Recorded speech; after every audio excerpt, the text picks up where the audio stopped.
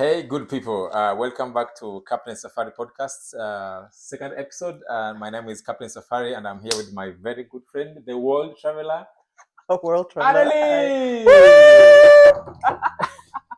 Voila. So, Anneleen, how are you feeling? And welcome to the podcast. Feeling good. I'm really excited about talking about my travels. Yeah. When you asked me, I always looking for an opportunity to tell a travel story, even if it's not the time or the place, but you get a lot of memories and stuff to learn about life when you go travel. And I take all the lessons I learned along the way with me to other people. So it's really something I breathe into my life, something like that. So I also do a lot of travels by myself. So these travels have learned me a lot about myself and about people in general. So I'm really excited to talk about it. Okay. Do you remember how many countries you've visited already? Not really. I think it's somewhere between 30 and 40. 30 and 40. Something more 30 than 40. That's already a lot. Yeah, it's most of them is Europe. I think some countries in Africa. And my dreamlands, Argentina. So there's something for the future, but that's really. We are getting there. sorry. We are getting there. We are getting there. Can you take us through your traveling life from when did you start traveling? It could be from when you were a kid traveling with your parents. Can you just take us through in a short conversation your traveling life, when you started and when you went out of Belgium and when you went out of Europe? So I think with my parents, we always went to places we known, so like the Ardennen or England with the boats. I think that was the most how do you say this? The most memorable travel, and we went there a trip, and we went there a few times. I think the last trip with my parents and all my sisters and brothers was when I was 14. 14. With the boat. There's also because my parents split after that was the last trip that we did with the whole family together. So that's always a good memory for me. But I think with the plane, first time was when I was 14, and it was with the friends I went. So that was really challenging. Because we were like from a small town, you don't go that far. Maybe the sea, maybe the Ardennen, maybe France. I had really religious parents. You did? Grandparents, and actually my mother as well. And we went together with my grandparents to Lourdes. That's like a sort of how do I say this? I don't know what the word. I can think of the words in English. I speak Dutch. Bedevaartsoord. Bedevaartsoord. Yeah. It is a simple word, but I can't pronounce it at this point. But yeah, okay. So you have like a story about Lourdes. And people go there to pray. Okay. And sometimes it's a spiritual area. It's a sanctuary, something like that. Okay. And we went there with our grandparents in the car. And it was really adventurous. Actually. That was one of your first trips. I think when we were really little. Okay. And to Wales with my parents. That were the first trips that I do remember. Yeah. And the first trip alone was when I was 14 with friends to Spain, to the house of a friend there. Yeah. And that was 3 weeks from home. I always have been like a homesick person. Yeah. I have been in like a few of youth movements. Yeah. And then in summer you have like a trip together with all your friends. Yeah. And I think I did like 3 trips with youth movements. Yeah. That my parents had to come and get me because I was too homesick. Okay. So I was aching in my stomach, aching in my head. Everybody crying every evening because I want to get home. To my and then at 14, I went to this trip with my friends, and these were like my best friends. Yeah. And it was the first time I couldn't be homesick at that point. Okay. It wasn't possible because otherwise I was for 3 weeks there. Yeah. And Spain was too far to come and get me. Yeah. So it's the first So- time that I knew I'm too far away from home. I I'm can't on go my back. own. Yeah, I need to be. But it was a lovely trip. Yeah. And from then on, I traveled pretty a lot. I think that was the seed, planted the seed to travel more when I when I grew up. Yeah. When I was a grown up. Yeah. At 18, I went to Loretta Mar, to party trips, and then at a certain point, when I was 24, I went on my first solo bike trip. So, and that's something that I have been doing now for 10 years. Okay. Before you get there, Yeah. Going to Spain, would you say that was a moment you fell in love with travel? I was still getting over my homesickness. Okay. I remember one night that I cried on the bathroom floor that I wanted to go home, but there were 3 weeks in Spain and I couldn't go home. Yeah, really. But you laugh, but it was really fun. And I was already, I was already older. When you're homesick and you're 10 and you're 9, you know it's almost cute, but when you're 14, bathroom is not a place to cry. You can't see your tears, eh? Yeah. The water is taking everything. Not me. Okay, so what inspired you? Or who inspired you to travel? But also, then you can also answer of who or what inspired you to do the biking trip. So let's start by who and what inspired you to travel. I know there are a lot of people financial stable. They have good life schedule with their jobs, but they're not traveling. Mm-hmm. So what and who inspired you to travel? The need to discover the world, the need to discover people, but most of all, the need to discover myself in relationship to other people. There is a really direct story about how I left for the first bike trip. And that was, I think, the parent-in-law of a really good friend of mine. And I had been in this relationship that was really challenging. The boyfriend at the time had a severe problem with alcohol. And for me, it was really difficult to be in a relationship. I really loved him. He loved me as well. But you have these things you have from your youth and that you have to get rid of them at some point. See how you are going to handle this in your grown-up life. And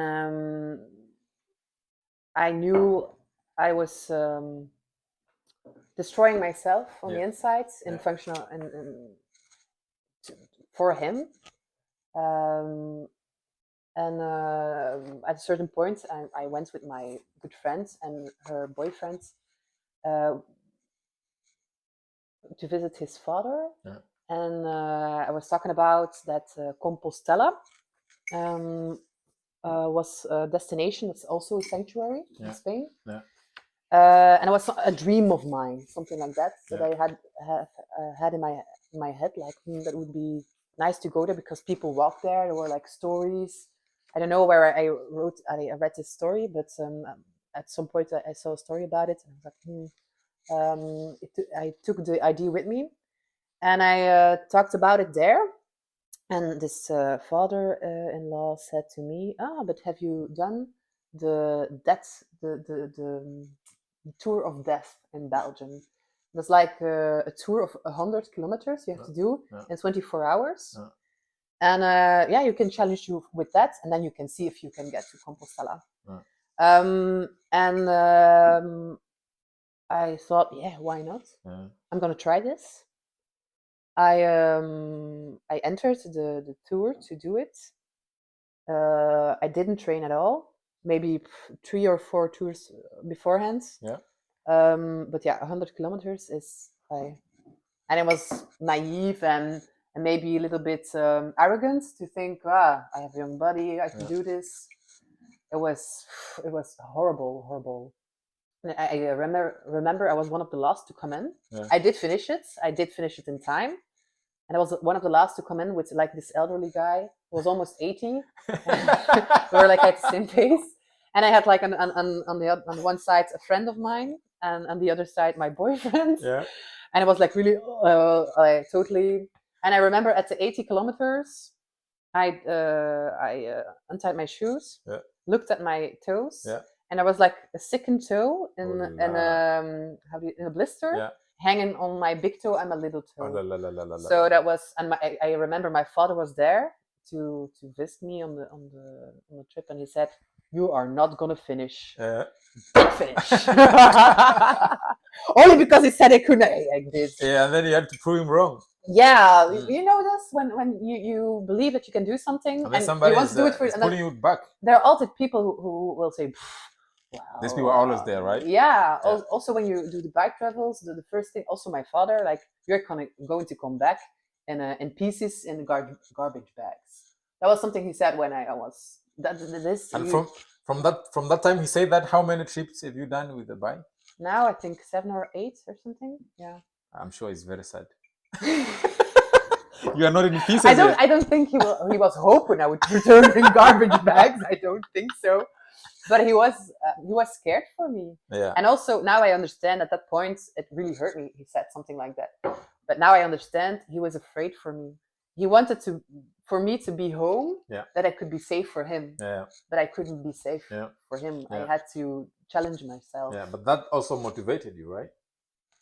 I don't know. It made me scared at some point as well. Not anymore after the first ones, not anymore, but it still stuck with me that he said something like that. Okay. Also because your parents are really defining for you. Yeah. And but now he can he sometimes would say, I never said something like that. Yeah, I will definitely say, I would say the same. I never say that. No, I was drunk. I don't remember. He wasn't drunk for sure, but he was afraid for me.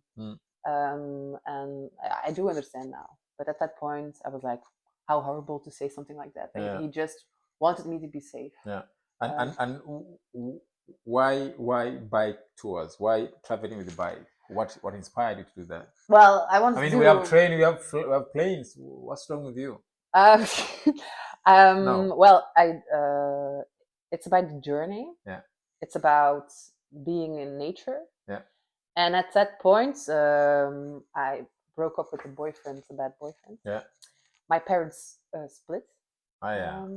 My grandfather, who was like a really big inspiration for me, who was also very Catholic and believed in God, and so he inspired me to go to a sanctuary. Yeah. And there were a lot of things that were going very bad at that point. Oh, yeah. And you needed, and it was like, I have to do something because I felt that I was losing myself. Oh, yeah. I lost myself in grief, in heartbreak, and I felt that I couldn't trust people anymore. Yeah. And you lose your faith in life. Yeah. And for me, almost every bike trip has been like this. Something like I need to have a break, to get myself together, to feel again who I am. Yeah. And every time I come back, more strong, more myself, more knowing what I want in life, what I want for me, what I want for my life, how I want to be, what I want to be, what I want to be to other people. Yeah. And also how strong you are. Yeah. The trust in yourself. Yeah. When you and your legs and your bike and you can move yourself to 2,000 kilometers farther away. Yeah. The power you get from that for yourself is immense. Yeah. Also mentally, it's really, you go very deep. Yeah. The first week is horrible. Yeah. Really horrible. Yeah. You are scared shitless from everything. Yeah. From talking to people, from buying an orange, from not getting any water. But you're in France. It's you have people everywhere around you. Yeah. So you're and along the way you understand that it's not about the other people. Yeah. It's not about the world around you. It's about what you find in yourself that you bring to the people, and they will bring it to you again back. That's right. If you're anxious and you don't have any trust, people will sense this, and they will they will react to you in a way that they are anxious as well, and they don't trust you because you send these feelings out to other people. Yeah. But when you can embrace the positive in yourself, Yeah. you will get it from other people as That's well. right. Yeah. So for you, traveling is meditating, is treatment to you, is something that motivates you, is something that builds you, it's something that make you realize things. You that's how you view. Self-empowerment. That's Really. self-empowerment. That's how you Yeah. view traveling. That's why you are doing traveling. That's why you are spending money on traveling. That's about, it's more about the bike travel. You have these other travels that are really about discovering the world, Okay. also discovering people, other Okay. cultures. Yeah. But the bike trips, because it's also very physic, it's not an Yeah. electric bike or Yeah. something, it's Yeah. with my own feet, my own body. Yeah. It's really reinforcement of yourself. And what was the longest biking trip you did? To North Cap. I went away then for 35 days. That's more than a month. Yeah, and I knew it would be very alone because there's not a lot of. It's very, how do you say this? Little villages. Yeah, it's not touristic. No, not at all. You can like summarize Sweden: lake, few houses, sauna. Yeah. That's it. Okay. And emus and animals a little bit, but I was really alone. Yeah. Also, the people really closed up. Yeah. I did connect with some people, and there were really deep connections. Yeah. But there were very more few than I had when I went to Spain, for example. So yeah. So, and how many bike trips that you have already done? Now I did 8. I did 4 big ones, and the other ones like to Paris. Or, but for me, the experience of self-empowerment, of getting into your body, getting your trust back, getting confidence again, has to be more than 1,000 kilometers. To from then on, the first week is horrible. Then you get in touch again with yourself, with your true self, and the rest stays hard. But it's you go deep and you go high because of that. And it stays with you for so long. The feeling you have about yourself. If I think about it, I could cry because it's really. Like if I now think about, I took the Gotthard Pass this summer, and for me as well. If I think about the moment, oh my god! Also, you are there alone. Yeah. You have normally you do these bike trips alone. Yeah, this was one of the first time that I really had in a good connection with my boyfriend, that he came to join me for 5 days. This year. Yeah. But the rest of the trip I did by myself. How long was it? Now it was like 16 or 17 days, I think. I was really happy to share with him the 5 days. I was in a good understanding that we did it. I had tried to travel before with other partners. But it's one trip I shared with another partner, and it was horrible because the trip wasn't about the search for yourself and the empowerment with myself, but more about relationship. And more like with the ego of the partner I was doing it with. And I came back from that trip and it was horrible. I had a really bad year that year because I was further away from myself. So it's a really good test for me as well, if I'm in line with myself. So sometimes these trips, they don't give back what you are looking for. Sometimes they take you back. For example, the one that you went with your boyfriend, your ex-boyfriend, and it was more of a relationship thing, and then you came back and it was horrible. It didn't work out. So sometimes you go with these goals and then you come back after a month and you don't accomplish your goals. We were together for like 2 months when I decided I'm going on a bike trip. And for me, it was or he goes with me or I go without him. But if I would have went without him, I think I don't want it to be in a relationship anymore with him, because I can't do this a trip like that and not that wasn't an option for me. Yeah. That's maybe very limited and for me, but yeah, he went with me, and it was a bad decision for myself. But it didn't end the relationship. Yeah. The relationship took another year to finish. Okay. But in that trip, Yeah. I could have known already that it wasn't a good idea. Oh yeah. Because we didn't accord very good. It took a lot of energy out of me to share it with him. Okay. So yeah, a good traveling partner is a good life partner, I would say. Yep.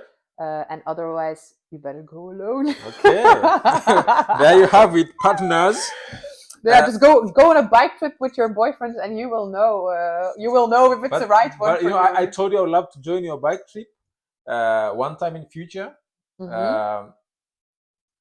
I also like challenges. Mm-hmm. Yeah. So one day, somewhere, I would love to join on a hard one. I don't want to hurt your feelings, but for me, it's okay. It's an exclusive. You know, for my life partner to share a bike trip, and you should know the last bike trip I did. It's bike tripping now. It's totally different than 10 years ago. Yeah. It's more commercialized. Okay. And for me, a bit of the charm is gone. Oh yeah. So that's a pity. Yeah. And I love giving tips to people who want to do it. Yeah. But at my own bike trip, yeah, I don't think I want to share. Oh, yeah. Just with my boyfriend because he's that close to me. Okay. But it's that personal for me. I would if you would take a bike trip, I would meet you along the way to support you. Really, really, okay. really, I would support you for sure. But share it from my perspective. Yeah. I don't think I can. And what is your when you're traveling? What do you use to keep your memories? Do you go with the Juno or you camera, or how do you keep your memories? I have my iPhone that I take pictures with. Yeah. And I write a blog always. That's something I need to steal from you. What? That's something I need to steal from you. Because you keep your trip secret. That's for you, and that's what I want to. I should steal that one, and then you will see me posting your trip. So how many? I mean, you in the countries that you have traveled, right? Yeah. Can you remember what continent this country are? I want to figure out how many continents you've been. Not a lot. Not a lot. Africa and Europe. And that's it. And only Africa and Europe, but Europe has many countries. Yeah. I've been to a lot of countries in Europe, but only those two continents. South America is certainly something I want to do. Yeah. I once planned a trip to Argentina. Yeah. The flight was already paid for, but then I got this offer of working for a paper as a journalist. Yeah. At that point, that was really important for me. Yeah. And if there's one thing in my life that I regret, it's that decision that I cancelled that trip. Why? But you got a job. Yeah, but I think if I would have said at that job, sorry, I'm taking this trip of 3 weeks, Maybe they could. It would have been okay. Oh yeah. But I let I let somebody coerce me to accept it. Oh yeah.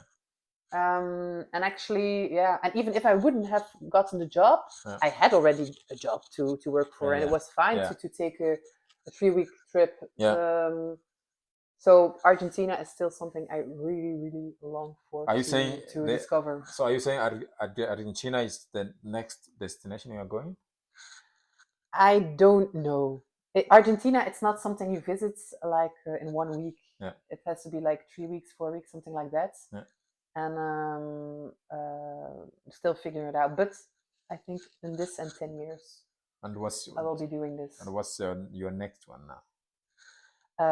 What is the next one now? I'm a really last minute decider, so I don't think I can tell this now. You don't plan your traveling in advance? No. Okay. It's all really at impulsive. Yeah. Also the bike trips. I start these bike trips totally untrained. Yeah. So when I get the idea from I don't feel in line with myself. I don't feel that's good. One of your plan. That's one of your plan that you should not train. No, it's not really a plane. It's like more. It's the opportunity comes to me. Yeah. And there's no time to train. Yeah. I do feel like I think this summer maybe I have to go on a bike trip again. But it's only 3 weeks beforehand that I really feel it's a must. I need to do it for myself. Yeah. And then I book the roads back. Yeah.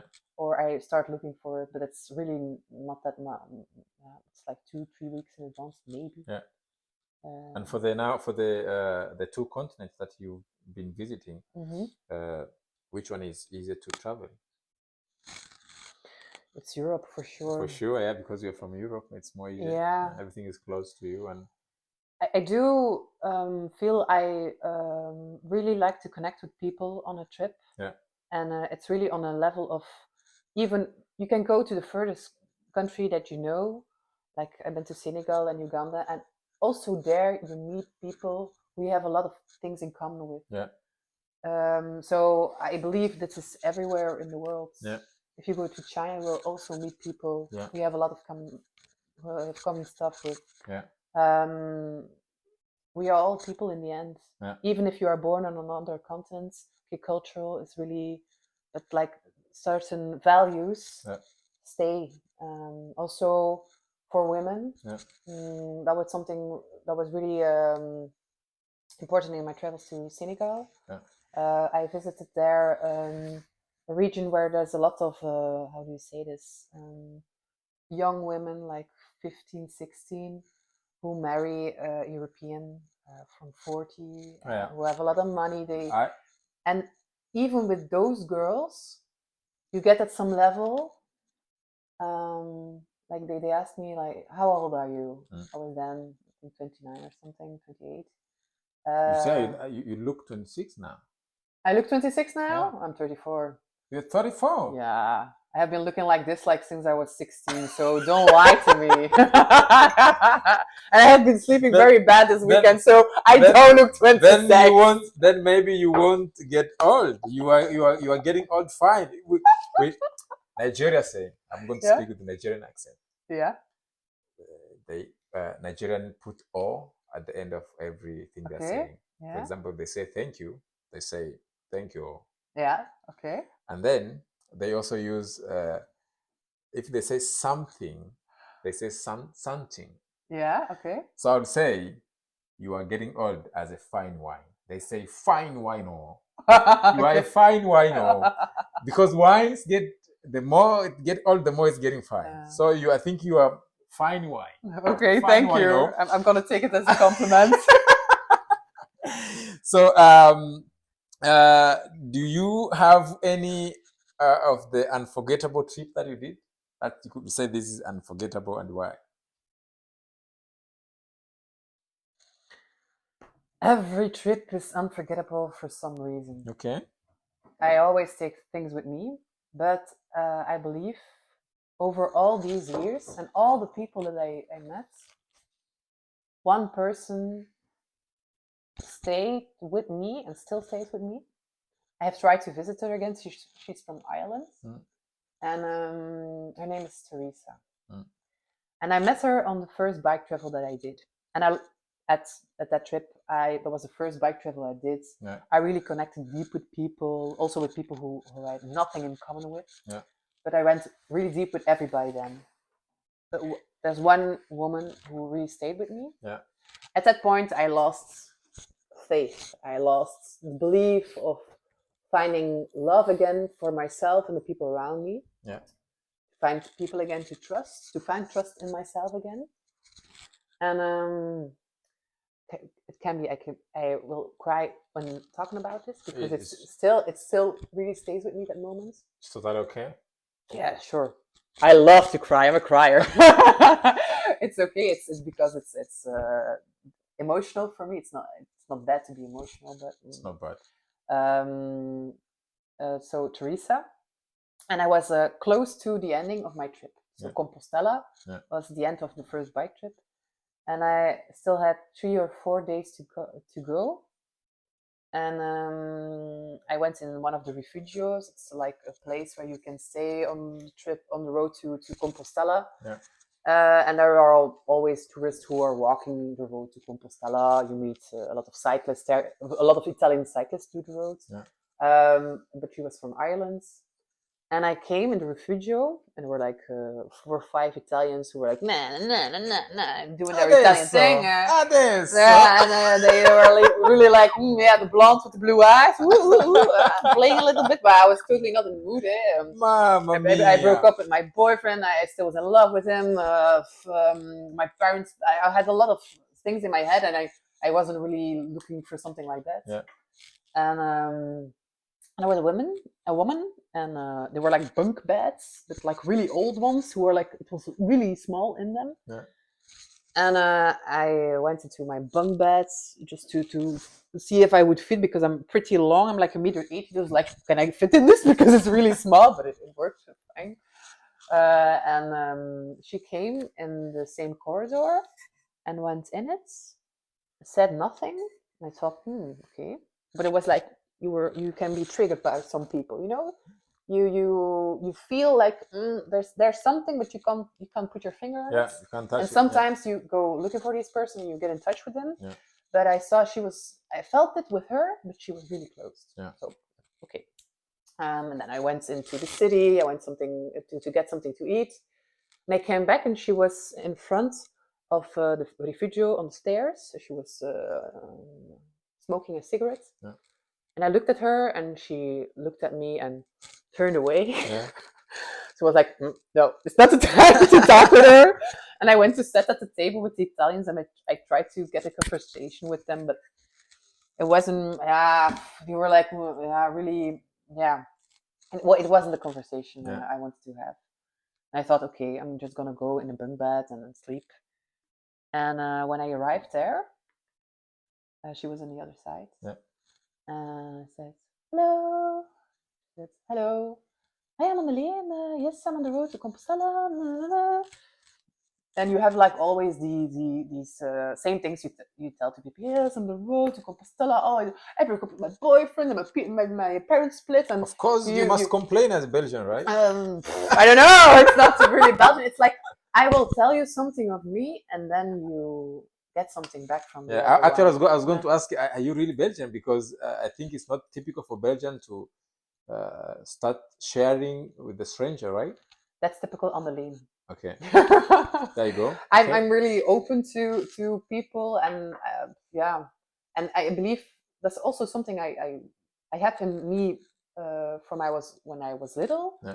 But on these biking trips, it really learned me that when you're open to people, they will open up to you. That's right. And so with her, she was sitting there. I talk about the reasons why I left, and normally I tell this to people, and they don't always engage. And then you get like a hard no, or like, I'm doing this for the sport, something like that. And then okay, I don't have to ask further. And I said, yeah, you're going to Compostela? Yes. I still have 1 day left. She did it in pieces over years. Yeah. And so what's your reason? Well, do you have time for a story? Oh la la. I thought, buckle up. Tell me, please. And she told me the story of her partner of 6 or 7 years, Derek. And he had cancer. And from what she told me, she had a really good relationship going. They were really very endearing in their in the company. They really I don't know how to say it. They started 2 shops, and he really challenged her in her work, and they had like a good dynamic going. And at certain points, he got brain cancer, and she had 7 sisters. Or she had 6 sisters, but she was the 7th sister. So that was also something we had in common. I have 3 sisters as well, so I could understand the dynamic of the family. And he had brain cancer, and of what she told me, she was really caring for him a lot the last months. And she told me her story about how she loved him, how she cared for him. how she was strong for him not to cry. In the end, that the nurses had to tell her, you have to tell him he has to let go, because she really didn't want to let her go. So you will have to say him it's okay to go. And she told this whole story about how she had to let the man she really really loved, that she wanted to make a family with, to let him go. And was really touchy, because at that point you don't really believe in love, not in a partnership, also because my parents split, so you don't feel the love for your family at that point, because everything is destroyed by this or something. And she really told me I was so lucky to know him. And it was a certain point for me that somebody can talk about you this way. You know, he was already, he died like 2 years before that. And he said at the end of his life, I'm going to walk to Compostela. It was like a sort of dream for him. And she kept telling him, yes, we are going to do this. Yes, we are, because she could tell he would never do it anymore.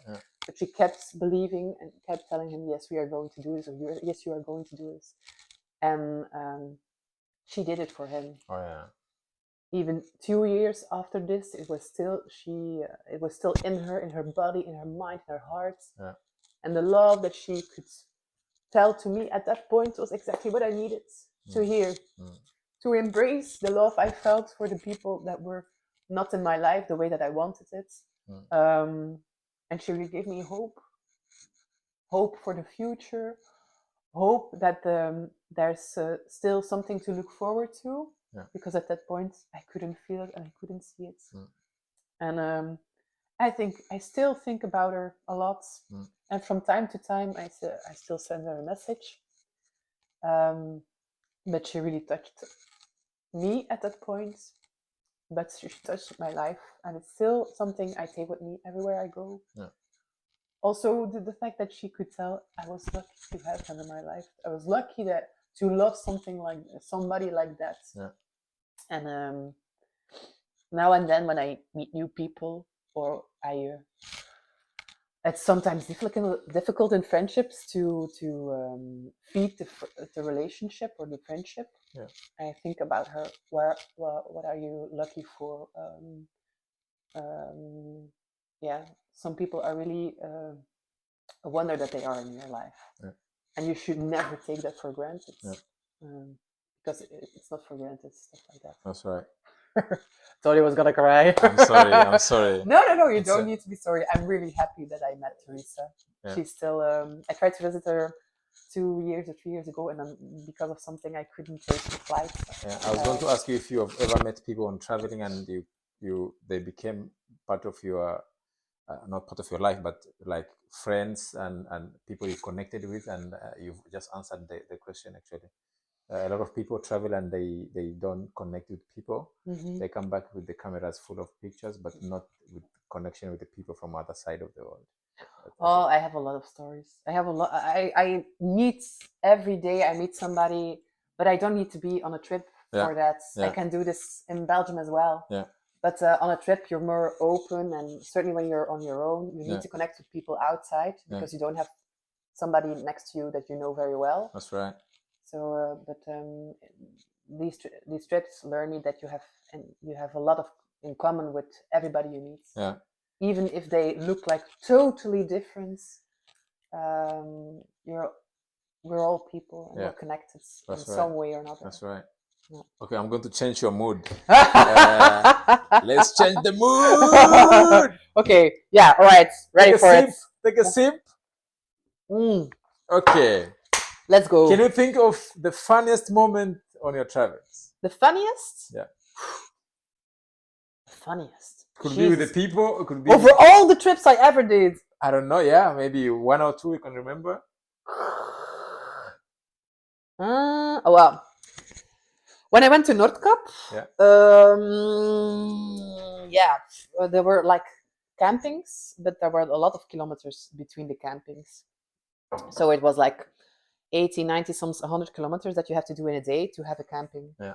And at a certain point, I remember it was raining, then sun. It was really difficult weather. A lot of bad roads, like a lot of rocks I had to climb with my bicycle. It Yeah. was also very afraid to have a flat tire. So not at all good.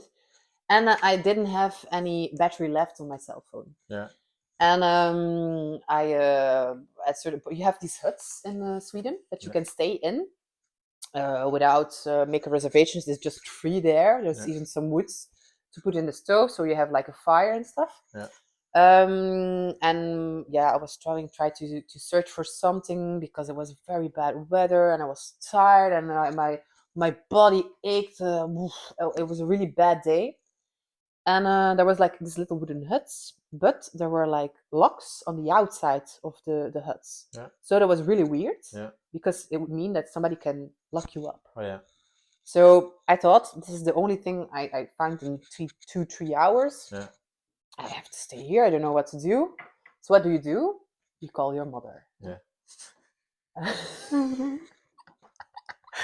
Yeah, you call your mother. I'm still a little bit homesick, you know? It's still in my veins. Even if I'm now 34, I'm still sometimes homesick like I was 14. You call your mother. Does I call my mother? And I think, Mom, I'm here at this hut. I don't know what to do.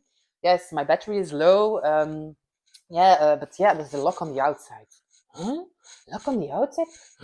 Would you do this? The best thing you can do when you are traveling and like doing adventures is call somebody who doesn't do this at all and ask for advice. Okay. It's the baddest idea you can have. But okay, my mother was activated.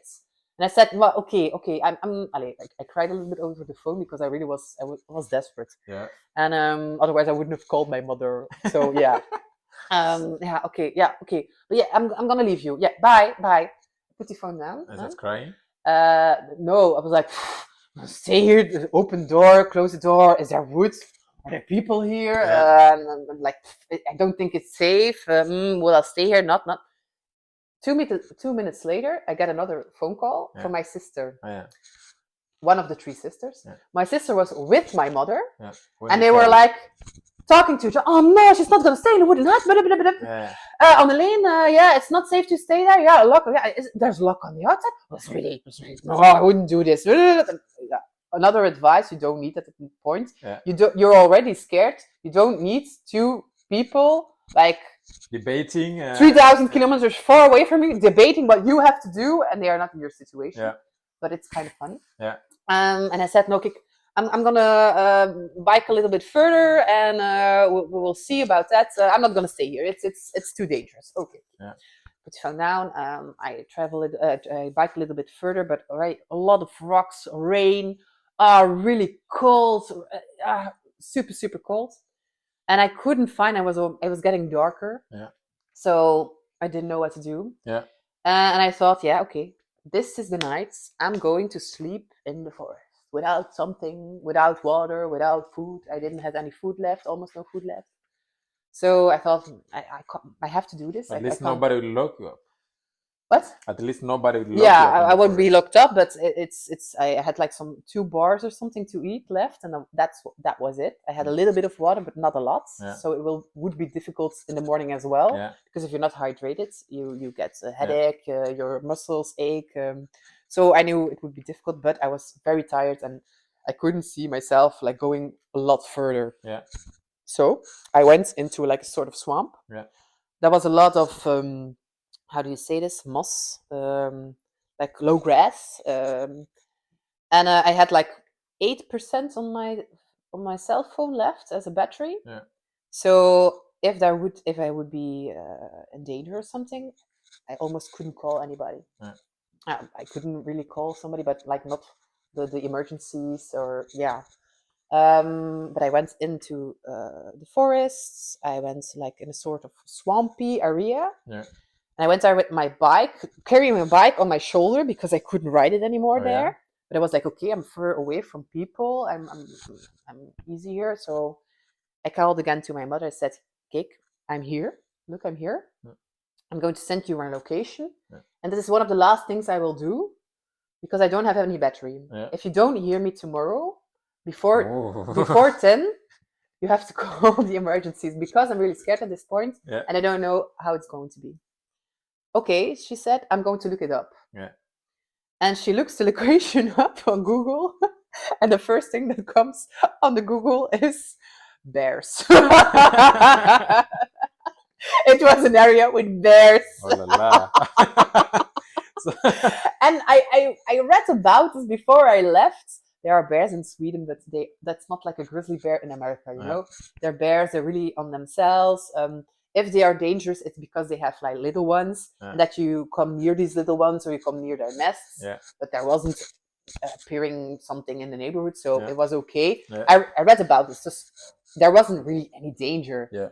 But my mother saw this and she was very anxious, because I called her before, and Yeah, I with the hut where I could be locked up. Then Yeah. there were And then bears. the next so morning, it's the location no, is no, no, bears. no, no, no. Wait. So I called her. I will call before 10. If you didn't call before 10, what you have to call the emergencies. I'm serious. I'm serious about this. You have to do this. And I was like, no, I don't need to be anxious, but that voice of your mother, it's always there. Yeah. You don't want it to be there, but it's there in your head. Yeah. And in the middle of the night, I heard like something in the woods. It's a bear. It's a bear. It's a bear. So I had like this knife of my grandfather, and I sat with the knife of my grandfather the whole night like this. Yeah. Somewhere I fell asleep again, but the it's so crazy that you can get yourself so anxious at these points. And it was also that she looked it up on Google, bears. If she wouldn't have looked it up, I would never knew it, and I would be at ease, and I would have slept very good, but I didn't sleep at all. Is your mom your hero? Is my mom my hero?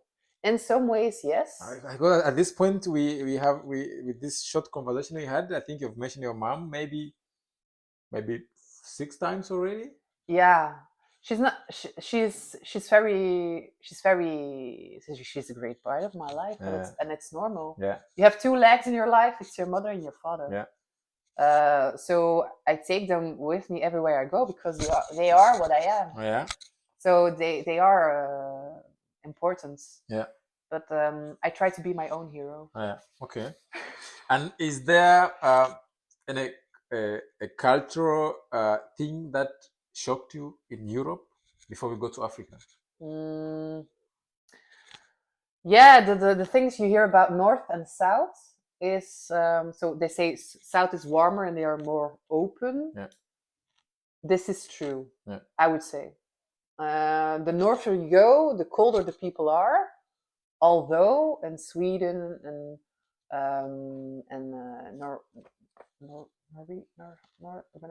Norwegian region, Finland, not religions, pagans. What? Pagans. Pagans? Yes, they don't believe in anything. Yes, maybe. No religions. They're not religious. No religions. Well, in Finland and in Sweden, you have like they are colder. But actually, when I did connect with people on that trip, the connection went directly very deep. Yeah. So they are not so open at first, yeah. but at second they are more open. Yeah. So are you saying the warmer they become, the open they become? Yeah, or easier to connect with. Yeah. But not directly on a deeper level. Okay. Like I met some Swedish people even now that really, like in 1 hour you're talking about your parents and how they influenced you in life, and with people who are much older than you or much younger than you. Yeah. So that is something cultural that's really true, I would say. Is there a place that you in Europe that it was not as you saw in the Google, or how people were talking about it, and you're like, oh, I shouldn't be here? About people, not really. No. But about the road, always. Yeah. There's people give you advice. Yeah. Most of the people never have took a trip like you did at that point. Yeah. Nobody did a trip of 2,000 kilometers. Nobody. Yeah. some people, but Yeah. that's the exception. Yeah. And everybody's giving you advice that they can't give you because they don't know. Yeah. And it's with good intentions, but there's always something more than what they say. That's right. Oh no, it's very dangerous there. Don't go there. No, you have to go and see it for yourself. Yeah, they don't know how dangerous it is. Okay, take the advice with you. Don't be stupid, but don't believe everything they say. Yeah. At a certain point with Noordkap, they said, I could read this on the internet, that there was a tunnel, very dark, very dangerous. You can't do it with your bike because the trucks and the cars will run you over. Yeah. And so there was definitely on the internet, like, it's very dangerous. Yeah. I wanted to have a lift for 8-9 kilometers it was a very long tunnel. Yeah. And I arranged the lift, and it was a German who took me through it. And while we were going through it, was like looking, oh my god, this is very light. There are a lot of lights. This is very good for very good for bikers. Yeah. And there were other tunnels who are more dangerous that I did by myself without any problems. And I was angry with myself that I believed it. Where was it again? Noordkap, on the way to Noordkap. So yeah. So I was like, it is a rule, though. I always say there's always something more than people tell you. So you have to look it up for yourself or see it for yourself. That's right. And what are the craziest thing or dangerous things you've done while on the travels? Later on, you like, what they do that was really dangerous. The bike trips. No. That's not dangerous. Nothing. No.